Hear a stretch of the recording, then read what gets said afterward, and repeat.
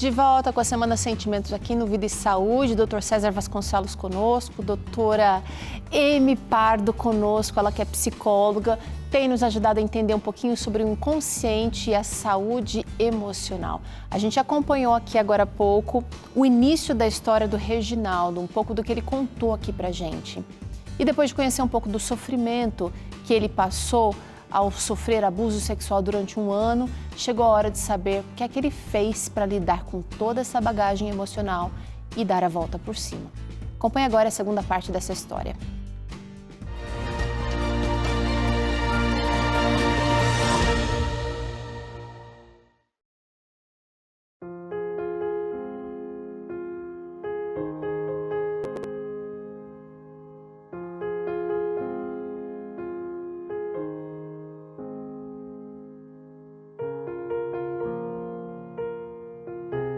Lendo o livro do Padre Fábio, Quem Me Roubou de Mim, em uma parte ele fala: a porta do cárcere está aberta, basta sair. Você já não tem mais o seu algoz, né? Você não tem mais a pessoa que te mantém no cativeiro. Você pode sair, mas você precisa se reconhecer que você não é mais vítima. Você não é a eterna vítima. Aconteceu, você foi a vítima lá atrás, mas hoje você é livre.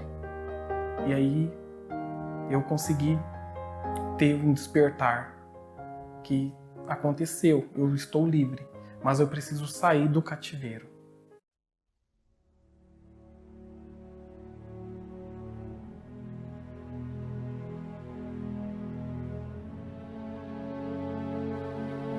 Ainda na cidade de Guaraçaí, no ano de 2010, eu tinha prestado o vestibular para fazer arte aqui em Dracena e por algum motivo eu desisti. Eu tinha passado, mas eu desisti. Continuei em Guaraçaí ainda em 2010. E a gente tínhamos lá na época um grupo de teatro.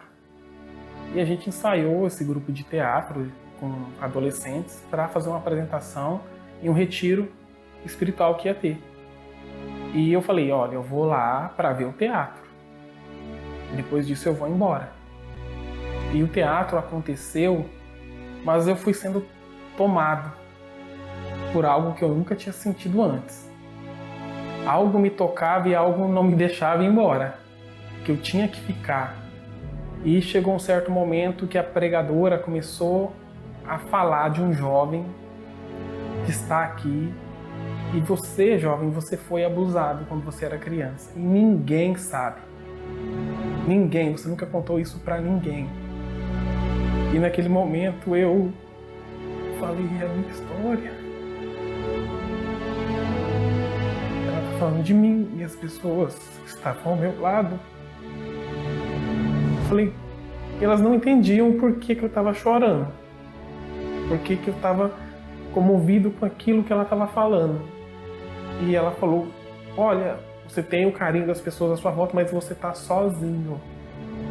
Dentro de você, você sabe que você está sozinho, porque ninguém te acolheu ainda, mas hoje, Jesus vai te acolher hoje aqui. Mas ali, Jesus deixou de ser aquela notícia que todo mundo fala para se tornar uma realidade na minha vida.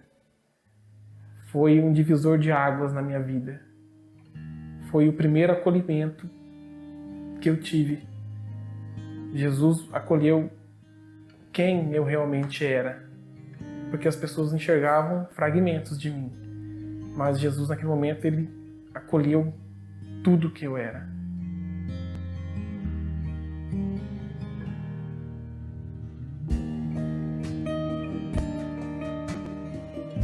A arte na minha vida foi desde a infância, foi muito marcante. Desde a infância foi algo que o abuso tirou. A arte, quando chegou, ela começou a preencher esse espaço. A arte não foi algo dado simplesmente para você colorir, mas é para você colorir a sua vida. Aquelas cores que foram tiradas com esses abusos, você vai poder devolver todas agora.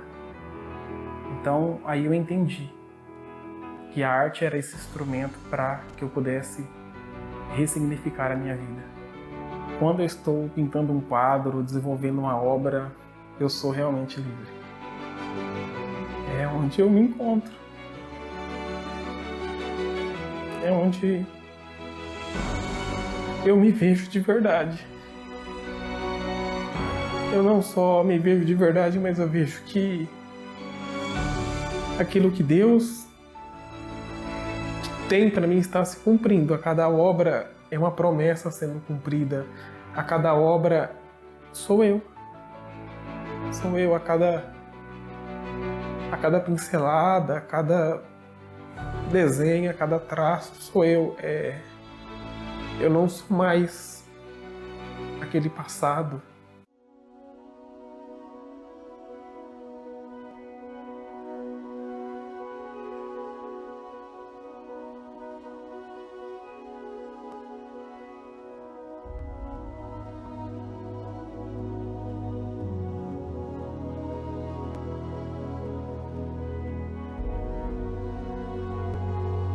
Eu tive uma base espiritual, primeiro, com o Franklin, que foi uma pessoa que me ajudou muito, um amigo que Deus colocou e que Deus falou, você está encarregado desse daqui.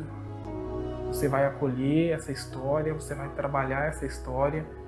E foi dessa forma que eu fui conseguindo a falar dessa questão. Eu converso com o Modesto, conversava na época quase que todos os dias, para tentar entender, nem que talvez não pessoalmente, mas por mensagem, perguntava como estava o dia dele, como que estava a semana dele, o que ele tinha passado naqueles dias para tentar ajudá-lo de alguma forma e superar. Então sempre que possível eu mandava mensagens motivacionais para tentar elevar e alegrar o dia dele, colocar cores na vida dele. Eu acho que foi esse meu principal objetivo quando eu passei a conhecer a história dele.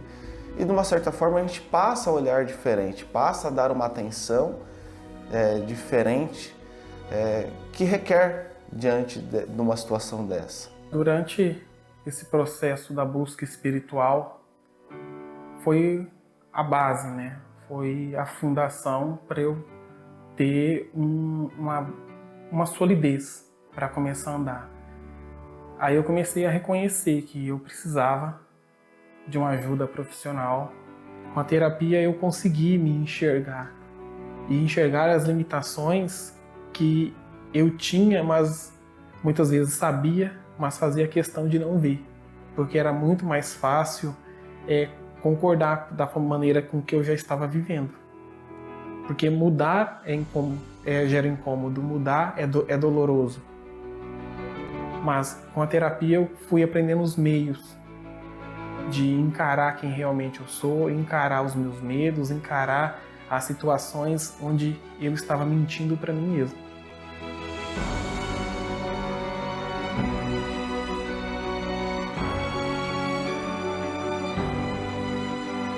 Hoje, por mais que tenha as dificuldades que tem, muitas vezes diante de algum acontecimento, ainda penso nos acontecimentos do passado e faço relações entre uma coisa e outra, mas hoje eu me vejo muito vitorioso. Hoje eu tenho muito orgulho de quem eu me tornei, porque Deus sempre cuidou muito de mim. Eu enxergo muito esse cuidado de Deus. Eu não poderia falar da misericórdia de Deus citando a vida de alguém, de outra pessoa, senão a minha. Porque eu sou fruto dessa misericórdia. Hoje eu me vejo um homem muito vitorioso diante de tudo que me aconteceu.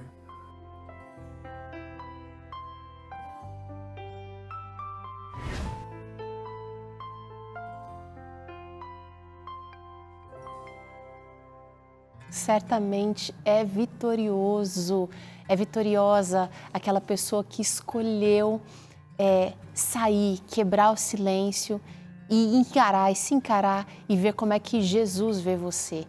Que testemunho bonito, né, gente? Muito lindo, né? Muito linda essa história. E a arte é uma forma da gente expressar o nosso ser. A arte é uma forma de curar o ser. E a arte é uma forma de ser, né? A gente está na realidade. Então, Deus permite que a gente, cada um tenha uma arte, né? Pode ser escrever, pode ser pintar, pode ser falar, pode ser desenhar, pode ser cozinhar, né? Deus sabe o que a gente precisa fazer e ser para estar na realidade, né? E aberto para a percepção espiritual, porque veja que ele foi fazer uma peça de teatro, ele disse, eu só quero fazer o teatro e vou embora. Mas Jesus sabia que ele precisava de alguma coisa a mais, além do que a peça de teatro. Então, Jesus usou aquela pregadora para mostrar que Jesus acolhe os sofredores, né? Muito lindo, né? E a transformação de todas essas emoções que aquelas vivências do passado provocaram, porque a resposta, né, para essas emoções poderia ser outra, né, doutor? Aquilo poderia sair dele, né, só para ser muito simplista, sem atos agressivos para qualquer outra pessoa, para si mesmo. E acontece uma transformação, acontece uma tradução, poderíamos dizer assim, daqueles conteúdos, exatamente, para algo que seja construtivo, né, para ele mesmo, de uma certa doação, porque arte também é doação, sai da pessoa, mas uma vez que sai dela é para quem vê. Agracia a gente. Então, essa transformação de que seja algo que pode construir, que pode acalmar, que pode doar, né? Doar pro outro. Ele transforma emoções em doação. E eu achei fantástico essa O próprio história. ato dele compartilhar aqui com a gente essa história é um ato de muita coragem e de doação também, que provoca na gente muitos pensamentos, muitos sentimentos e que pode trazer reações que você, aí a partir daí, despertado, né, esse inconsciente que a gente às vezes tenta adormecer, tenta silenciar, a gente tem condições de tomar decisões diferentes, quer sozinho, quer com ajuda, né, doutora? Que esse inconsciente, ele começa a dar alguns sinais e precisamos ficar muito atentos, porque como falamos antes, devido a ele ser inconsciente, não é que ele se transforma em consciência, ele dá dicas, se ele deixa sinais, se ele deixa rastros que nós precisamos pegar e interpretar, porque ele não vai vir explicitamente para que seja de fácil compreensão, até porque às vezes as emoções repressadas lá, elas são tão pesadas que ele não pode vir cru do jeito que foi armazenado. Certo. Então precisamos estar muito atentos, porque às vezes ele vem transformado. E nós que passamos a vida muito em automático, como o doutor falou no início do nosso programa, a gente não se apercebe. E às vezes é numa tensão, né? Na mão em punho, no dente apertado, na repetição de um comportamento que eu não me atento e sempre estou agindo da mesma forma. Então precisamos estar muito atentos a essas dicas, essas pistas, essas pegadas, assim como bons detetives, né? Precisamos ser da nossa vida. A cura, que é um processo, ela só vem quando a gente está pronto. Sim. Porque é um dilema para o profissional que atende um paciente, né? É um dilema para Deus, que está vendo que aquela pessoa, para ser liberta, ela precisa compreender algumas coisas da sua dor interior, mas que ela enterrou tanto no inconsciente, porque lembrar dói muito. Então bota para baixo para não pensar, para não sofrer. Então Deus vai administrando, né? E nós terapeutas vamos administrando para ajudar essa pessoa, para ela lembrar do que dói quando ela estiver pronta para poder lidar com aquela dor, né? Então é uma coisa gradativa. Então uma das coisas que o pessoal de casa precisa entender é que você tem que ter paciência com você mesmo, porque quando você estiver pronto ou pronta para entender alguma coisa da sua dor emocional, para se libertar dessa dor, essa possibilidade vai aparecer. Mas se você não estiver pronta ainda, então Deus vai aprontando, tem que ter paciência também, né? Paciência com você mesmo. Olha, talvez uma oportunidade que Deus esteja te dando agora seja através do nosso guia de estudos. Porque aqui você vai ter a oportunidade de ler sobre dores emocionais, sobre situações emocionais que talvez estejam enterradas aí e atrapalhando a sua vida, deixando você metade vivo, né? Só aquela pessoa realmente fazendo o que deve fazer, sem sentir graça, sem sentir a graça do nosso Senhor Jesus Cristo. Liga para cá, pede o seu, ele é gratuito e vai fazer muito bem para você, vai te ajudar nessa caminhada, eu tenho certeza. Doutora Rosana Alves, neurocientista, escreveu esse material. Não se preocupe, ela não vai trazer aqui termos difíceis de ser compreendidos. você vai realmente ser abençoado. E a palavra de Deus, ela está salpicando aqui esse material, trazendo luz aonde talvez esteja muito escuro por aí. Liga para cá, pega o telefone agora, 12 21 27 31 21. Se você preferir o WhatsApp, você também pode fazer o seu pedido pelo WhatsApp. Só lembrando que esse é um material gratuito. É um guia de estudos, olha, é uma revista, tá? E vai chegar aí para você no seu endereço. Você só precisa dizer para a gente aonde você quer que receber e ele vai te abençoar. Pelo WhatsApp é 12 98244 44 49. A gente vai para o intervalo, você pode fazer o seu pedido durante o intervalo, que o nosso time de especialistas atendentes ali estão esperando a sua chamada, tá? A gente volta do intervalo respondendo dúvidas que vocês mandaram para a gente ao longo desse programa. Até já já!